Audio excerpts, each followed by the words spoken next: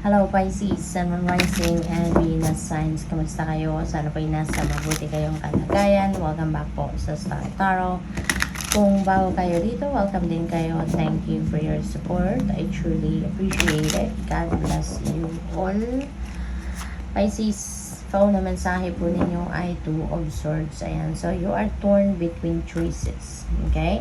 So, maaring meron kayong mga kailangang pagpilian sa ngayon, no? Maybe this is related to siguro kunyari trabaho, opportunities, no? So siguro meron kayong kailangang pagpilian sa ngayon. There are also hard time, 'di ba? You're having hard time dito na makapamili or magdesisyon for these things. So yun din ang isa sa mga dito, ganap or challenge ninyo. At kaya naman siguro sa ngayon parang nahihirapan kayo talaga na mag-isip. Mahihirapan kayo na magdesisyon kung alin dito yung kukunin ninyo, alin yung best para sa'yo, ano ang gagawin ninyo sa ngayon, no? Kaya may piring yung kanyang mata, no? Kasi he doesn't want to see the truth of his situation. Kasi nga parang nai-stress na nga siya sa ngayon. So, maybe kailangan nyo muna na step back muna kayo from that. Okay? Ground yourself. Magpahinga muna kayo. Maglakad-lakad kayo. Diba? Pasyal-pasyal muna kayo around nature para, kumbaga, ma-relax muna kayo.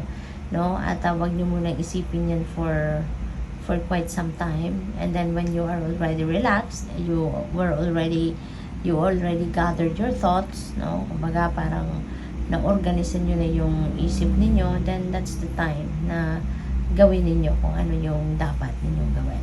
Okay? What else? We have 5 of Cups, pero in reverse naman ito, no? So you are moving on from your past regrets dito. You are moving on from kung ano man ang sama ng loob ninyo, ano man yung mga paghihinayang ninyo, yung gano'n, no? So, ano kayo dito? Anong tawag dyan?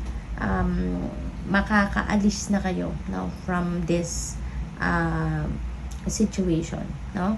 Makakaalis na kayo sa kung ano man yung nagpapahirap sa'yo, diba? Kasi parang dito rin, kayo marami din kayong naging lungkot, no? Panghihinayang, may mga, ang tawag dito, meron kayong mga regrets na, alam mo yun, yung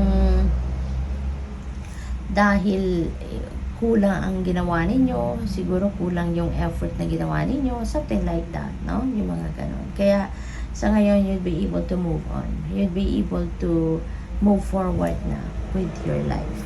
What else? We have the Star. Ayan, magliliwanag na ang lahat. Magliliwanag na ang buhay ninyo. You'd be able now to see the light, kumbaga the end of the tunnel, no? At ngayon, merong bagong sitwasyon na naghihintay sa inyo rito. Merong new beginning na naghihintay sa inyo rito. Kaya this is really, really beautiful. Kasi siguro, finally, itong mga sitwasyon na yan, magiging maayos na yan. No? Eventually, you'd be able to figure out kung anong dapat ninyong pagdesisyonan, and kumbaga makakalagpas na kayo dyan sa crisis, no? Na pinagdadaanan ninyo, and you would be able to be to start something new, no? Na mas magiging maluwag na kayo ang isip ninyo, ang damdamin ninyo. So sa star energy din, this is a wish fulfillment. Kaya maaari din na mayroon kayong mga wishes that are coming to fruition around this time. Merong mga matutupad na kayo ng mga pangarap, meron na kayong matutupad na mga mga wishes, yung ganon. So, good luck sa'yo. What else? We have the moon energy, Pisces. Meron ditong meron ditong mga panaginip kayo na siguro nangyayari lately, and guidance yan para sa'yo, Pisces, ng Divine Universe. Maaaring nagdadasal din kayo talaga for guidance, kaya yan binibigyan kayo ng gabay through your intuition and through your dreams. Kaya pay attention kayo, lalo-lalo na sa inyong mga panaginip. Yun talaga ang parang pinupush dito sa akin ng guides ko na focus on panaginip. No? Kasi maybe hindi ninyo napapansin, no, yung mga intuitive messages sa inyo, mga intuitive nudges. Kaya sa panaginip din dinadaan ng Divine Universe ang guidance para sa iyo.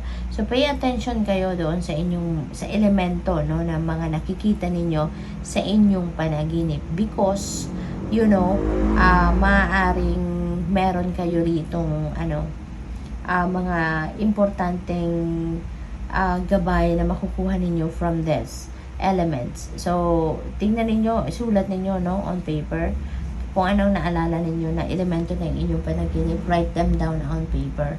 At saka, anuhin ninyo, i-google ninyo yan, i-research ninyo kung ano yung ibig sabihin ng mga panaginip na yan, ng mga elemento na yan, because that could be your reference. At yan ang mapaghuhugutan ninyo, kumbaga, ng inspiration, mapaghuhugutan ninyo ng guidance, kumbaga, no, sa mga sitwasyon pa na dadating sa buhay ninyo. We have the sun energy, napakaganda nito, magliliwanag ang buhay ninyo.